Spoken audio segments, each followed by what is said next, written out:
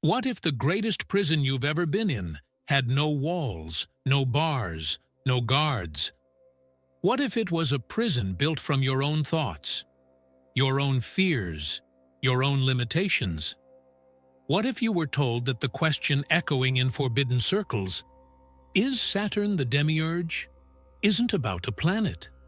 What if the revelation we find in the Apocryphon of John, the truth about the black cube, wasn't a cosmic story? What if it was about you? This is not a theoretical question. It is a warning, a suppressed escape map that the Church, that the systems of control never wanted you to find. They want you to look up at the heavens, afraid of a distant planet. They want you to search for the Demiurge, the false god, in ancient dusty texts like a cosmic monster out there. Why? Because as long as you are looking out, you will never look in. This is the true forbidden revelation of the Apocryphon of John, the secret buried in the deserts of Nag Hammadi. The Demiurge, the architect of the prison, is the voice in your head. Saturn is not just a planet. In the Gnostic code, Saturn is the archon of time, of debt, of rigid structure, and of duty. Saturn is the inner voice that whispers, "I can't. I'm not good enough. I have to." That is the Demiurge, and the black cube. It is not an object. It is your own mind when it becomes a box, a prison of limited definitions. Tonight, we are not just reading a text. We are activating Gnosis. We are starting a rebellion, a psychological rebellion against the imposter living inside us. The veil between the self and the false self is tearing. Their illusion is held up by a single lie, that you have forgotten who you are. They are counting on your amnesia. But you have a divine spark. You are an echo of the pleroma, infinite, timeless. Are you ready to stop being a prisoner and start being the warden? Are you ready to decode the Apocryphon written on your own soul? The architect of I can Tatiran, Adanada Satanint. For centuries, they have given us an image of the Demiurge. The Apocryphon of John calls him Yaldabaoth, a lion with a serpent's head, a blind, ignorant creator who looked upon his flawed creation, this material world, and arrogantly proclaimed, "There is no other God but me." The Church suppressed this, of course. They called it heresy. They preferred to give you an external God to worship or to fear. But the Gnosis, the forbidden knowledge, is that this is not a cosmic story. It is a psychological diagnosis. Yaldabaoth, the blind god, is the prototype of the human ego. The voice that says, "I am the center of everything." The voice that only sees what it has created. The voice that fears what it cannot control. And Saturn is the frequency of that ego. Think of Saturn, the Lord of the Rings, the Lord of limitations. In astrology, he is the taskmaster. He rules time, he rules structures, rules, consequences, and fear. What does your inner voice of "I can't" do? It does exactly that. It traps you in the past, guilt, debt, or throws you into the future, fear, anxiety. It stops you from accessing the only place the pleroma exists, the now. The false god doesn't need stone temples. His temple is your anxious mind. Think about it. The pleroma, your true home, is timeless. It is an eternal now. The divine spark inside you vibrates at that frequency. But what does Saturn, the Demiurge, do? He invents linear time. He slices the eternal now into past, present, and future. And why? To create debt and anxiety. The past becomes your guilt, your burden. That is Saturn's debt. The future becomes your fear, your anxiety. That is Saturn's control.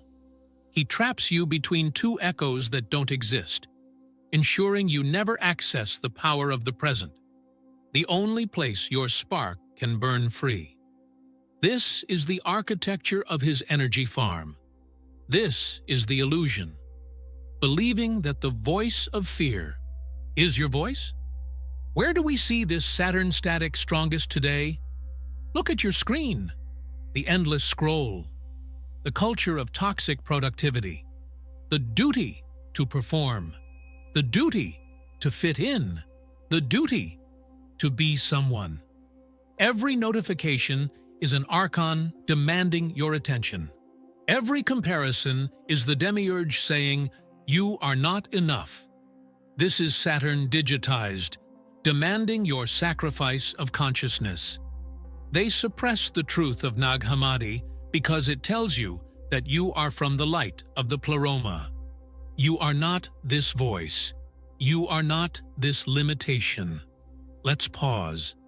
Right now, in this exact second, close your eyes. If you can, feel the weight of mine duty. Feel the pressure of time, the to-do list, the fear of failure. Feel that weight on your shoulders. That is the frequency of Saturn. It is the static of the false god. Now, take a deep breath and ask silently, who is aware of this weight? Who is observing this fear?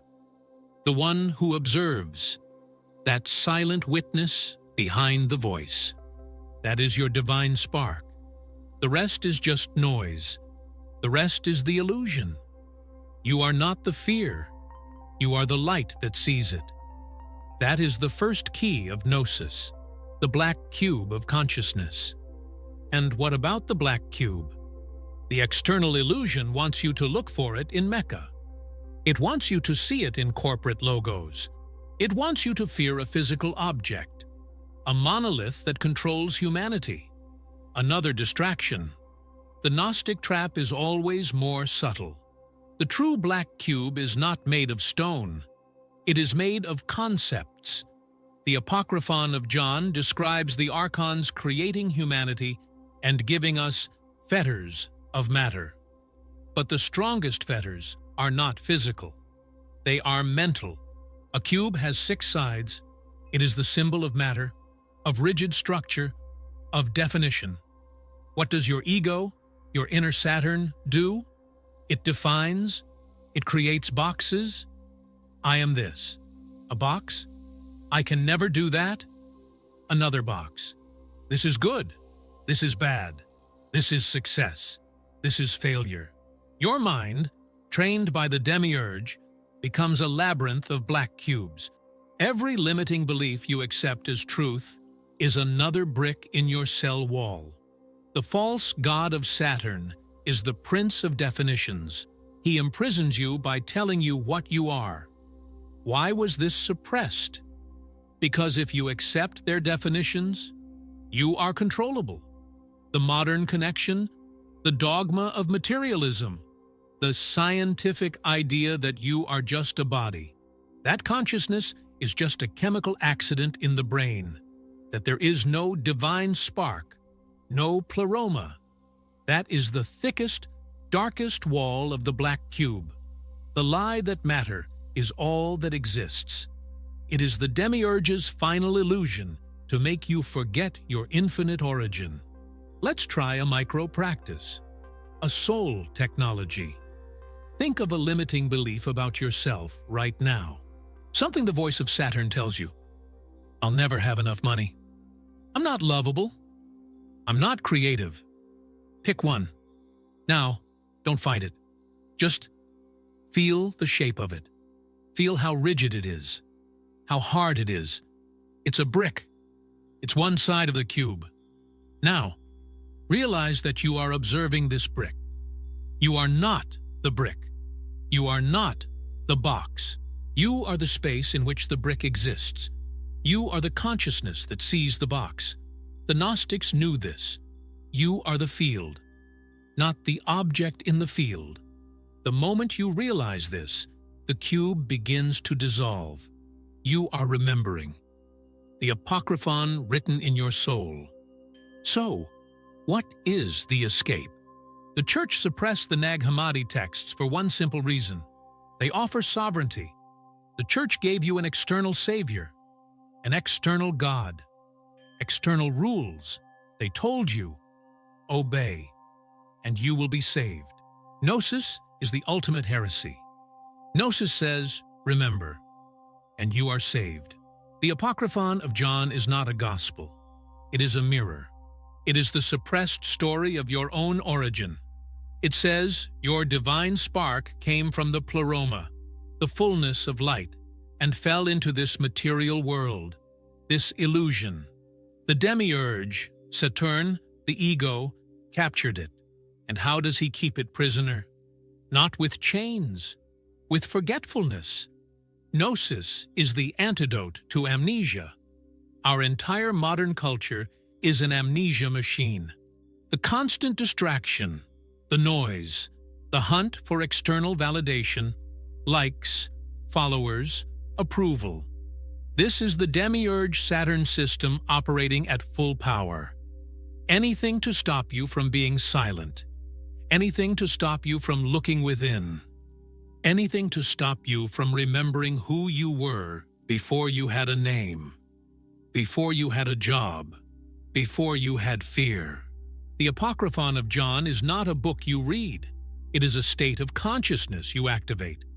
And the time is now. The veil is thinning because the noise is getting so loud that people are finally seeking the silence. The illusion is becoming so obvious that the divine spark within us is screaming, "This is not real."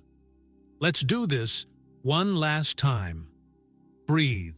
Feel all the Saturn static, the doubt, the fear, the duty, the guilt, the voice of "I can't."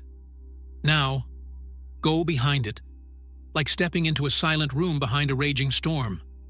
Feel the silent witness, the I that is there before everything else, the I that simply is. That is the pleroma knocking at your door. That is the Apocryphon written on your heart, the impostor, the false god, the inner Saturn. He only has power over you as long as you believe he is you.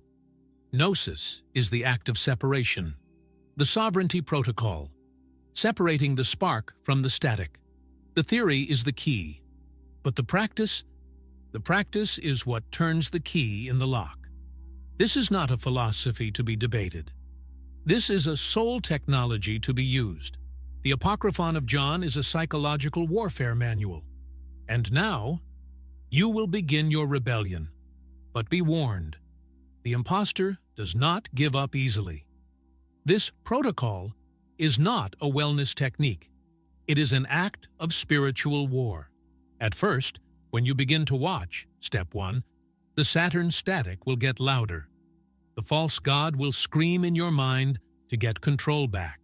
He will use your greatest fear, your deepest doubt. He will count on your habit of believing him. Do not flinch. The increase in noise is the sign that you are winning. It is the roar of the blind lion, Yaldabaoth, realizing the prisoner has found the key to the cell. Your calm is your weapon. Step 1. The witness, the gnosis of observation. This is the first and most crucial act of rebellion. The voice of Saturn, the voice of the false god, will speak. The ego is loud. Doubt will arise. Fear will clench. The trap, the old Archon trap, is to fight it, to try to think positive, to try to silence the voice. Do not do this. To fight the Demiurge is to give him power. It is to confirm that he is real. Instead, you do what a god would do. You observe. When the voice says you are going to fail, you do not argue. You simply, silently say internally, "I see you. I see that thought of fear. I see the Saturn static." You become the silent witness. The witness is the gnosis.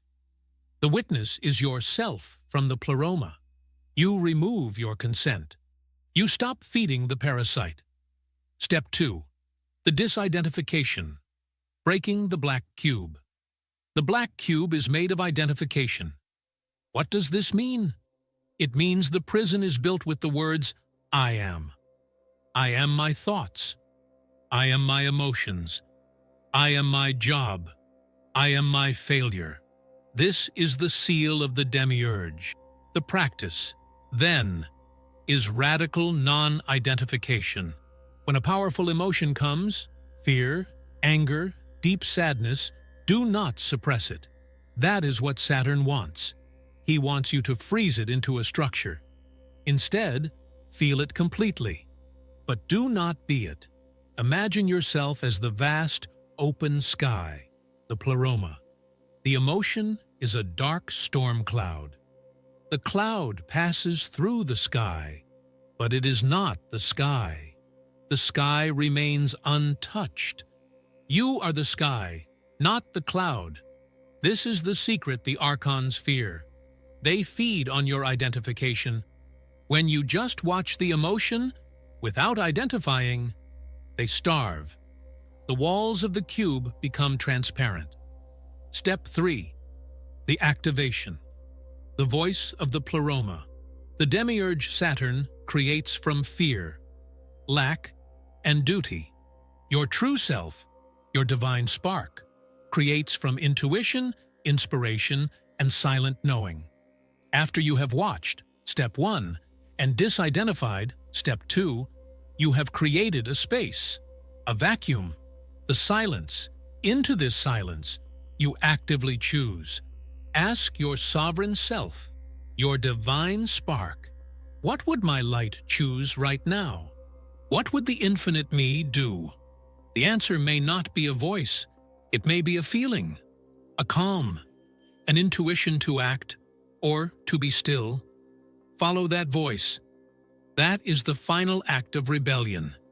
It is reclaiming your birthright as a creator from the pleroma, and not a slave of Saturn's illusion. The journey we took today was from paranoia to sovereignty. We started by looking outside, afraid of the question, afraid of Saturn, the Demiurge, the black cube, fearing a planet, a god, an external system.